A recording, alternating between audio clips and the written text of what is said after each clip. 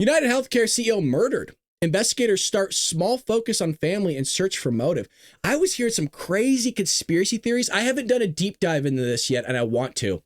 So tragic. We did cover it slightly yesterday. Just tragic. This guy's going, the CEO, he's like 50 years old, young guy, actually honestly pretty handsome, going into either a work meeting or a work function. I think he was going to give a speech or something like that, and gets gunned down from behind. The coward couldn't even, and not that you should do this, I'm just saying, who the hell shoots somebody from behind? Like, what kind of little bitch are you to sit there and shoot some guy in the back? Shoot him at all is insane. But I'm just saying, like, you're going to do, and you're going to shoot the guy in the back, you freaking coward, and then you run off like a little bitch with your face covered. You know the guy's a lefty. You know he's a lefty. If he's a Republican or conservative, get the hell out of our party. One, for even just doing anything like that, because it's not a conservative or Republican value. Quite frankly, it's no value at all other than freaking pure evil. But you know what I mean. And I'm hearing that there was like gun casings left behind, and that when you racked it, it didn't make sense for him. I guess he had a suppressor on it, allegedly. I'm trying to like piece this together. And I guess when he was trying to rack it, it wouldn't rack. And so people were saying, well, that's why the shell casings were left behind. But then there was like coded messages on the shell casing that was from some sort of insurance book. So there's some crazy stuff going on with this assassination. So after United Healthcare CEO Brian Thompson was murdered, and God may rest his soul, man, that's terrible. In Manhattan, a manhunt gripped the city. NYPD likely employed a multi-pronged strategy in their efforts to find the killer and his motive, former law enforcement officers told Fox News Digital.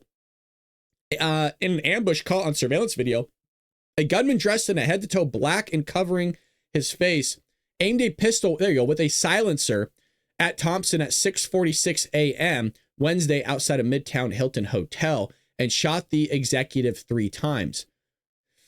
That's interesting because if there's 3 casings and allegedly each one of them had a word on it, let's see. So among the clues investigators were sifting through were a phone dropped in the alley that the shooter used to flee the scene, which the NYPD pulled fingerprints from and was scouring for data, a water bottle left at a Starbucks near the scene of the murder, which the suspect paid for in cash.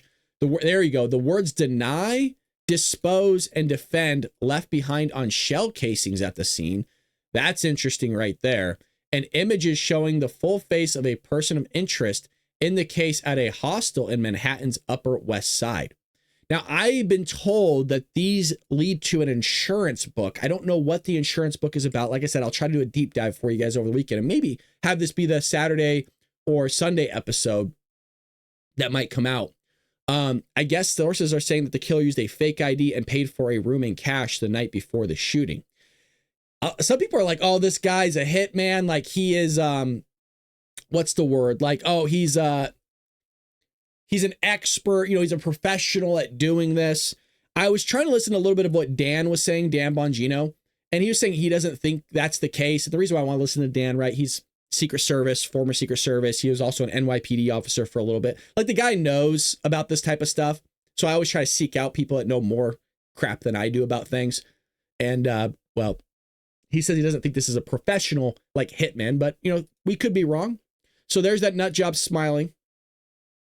Several former law enforcement officers told Fox News Digital that they were confident the assassin would be caught considering the evidence he left behind. Now, here's what I find interesting. I think he left this behind on purpose. If he's paying cash, then I don't see that part doesn't make sense. If he's paying cash, it would give the idea that he doesn't want to be caught, but then you left your phone with your fingerprints on it. So either he's just a big idiot or I don't know. Something don't make sense. I don't even know why I'm trying to rationalize this guy's behavior. Because I'm not a psycho.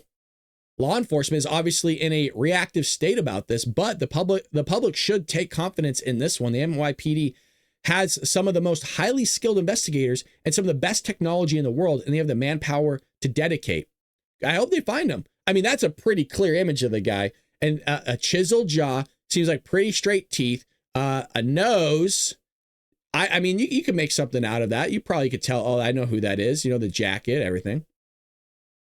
You could bet that we've got multiple people looking at multiple angles at this time, he said. You've got multiple people focused on finding the individual. There are multiple simultaneous simultaneous missions going on as we speak. So currently, retired FBI Scott Duffy said that NYPD has a team scouring for more surveillance footage of the perpetrator that might offer more clues. I mean, they got cameras all over the city.